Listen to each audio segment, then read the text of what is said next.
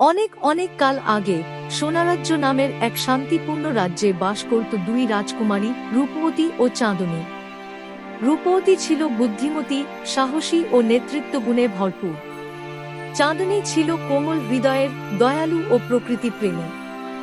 দুই বোন একে অপরকে ভীষণ ভালোবাসত, তবে দুজনের স্বভাব ছিল একেবারে ভিন্ন।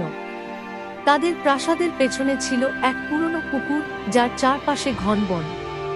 গ্রামের লোকেরা বলতো ওটা এক রহস্যময় পুকুর, রাতে আলো জ্বলে, মাঝে মাঝে অদ্ভুত সুর ভেসে আসে, আর কেউ কাছে গেলেই ঠান্ডা হাওয়ায় হারিয়ে যায়।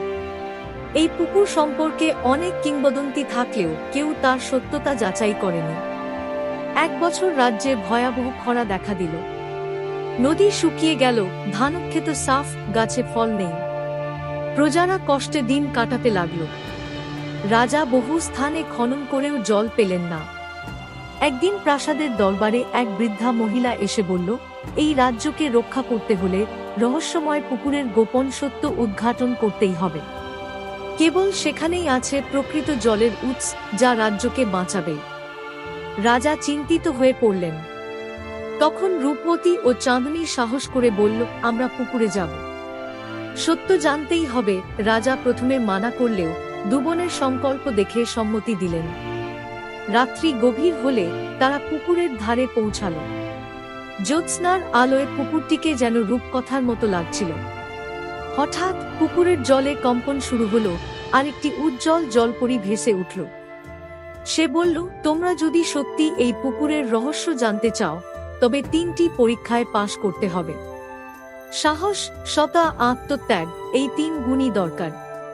প্রথম পরীক্ষায় তাদের সামনে একটি আয়না ভাসতে লাগলো। সেটি ছিল সত্যের আয়না। যেই আয়নার সামনে দাঁড়াত, তার হৃদয়ের গোপন সত্য ফুটে উঠত। রূপবতী নিজের অহংকার, নেতৃত্বের গর্ব দেখতে পেল। চাঁদনী দেখল নিজের দয়ালু মন নিয়ে সে গোপনে গর্ববোধ করে। তারা দুজনেই নিজেদের ভুল স্বীকার করল। আয়নাটি হালকা হয়ে মিলিয়ে গেল। দ্বিতীয় পরীক্ষায় জলপরী পুকুরের চারপাশে একটি সঙ্গীত বাজাতে লাগল। বাতাসে কাঁদছে গাছ, নদী নিঃশ্বাস ফেলছে, শুকনো পাতারা আর্তনাদ করছে। চাঁদনীর চোখে জল এসে গেল। সে বলল, আমরা প্রকৃতিকে অবহেলা করেছি। রূপবতী বলল, আমি রাজকুমারী, আমি প্রতিজ্ঞা করি গাছ ও নদী রক্ষায় সব করব। তখন বন থেকে এক টুকরো আলো বের হয়ে তাদের ঘিরে ধরল। তৃতীয় ও শেষ পরীক্ষায় পুকুরের মাঝখানে ভেসে উঠল এক সোনার ফুল। জলপরী বলল, এই ফুল তুলে আনতে একজনকে নিজের সুখস্বার্থ চিরদিনের জন্য ত্যাগ করতে হবে। দুই বোনই একসাথে বলল, আমরা রাজ্য ও মানুষের জন্য সবকিছু ত্যাগ করতে রাজি। ঠিক তখনই ফুলটা দুভাগ হয়ে গেল। একটি রূপবতীর হাতে, আর একটি চাঁদনীর হাতে এসে পড়ল। জলপরী বলল, তোমাদের হৃদয়ের বিশুদ্ধতা এই পুকুরের রহস্য। এই পুকুর প্রকৃতির আত্মা। এখন থেকে এই জল সারা জীবন তোমাদের রাজ্যকে রক্ষা করবে। সেই রাতেই পুকুরের জল ছড়িয়ে পড়ল রাজ্যের প্রতিটি কোণে। শুকনো মাটি ভিজে উঠল, গাছেরা আবার সবুজ হল, পাখিরা গান গাইতে লাগল। রাজপ্রাসাদে আনন্দের বন্যা বয়ে গেল। রূপবতী পরবর্তীতে হলেন এক জ্ঞানী ও শক্তিশালী রানী, যিনি পরিবেশ রক্ষায় নিয়ম চালু করলেন।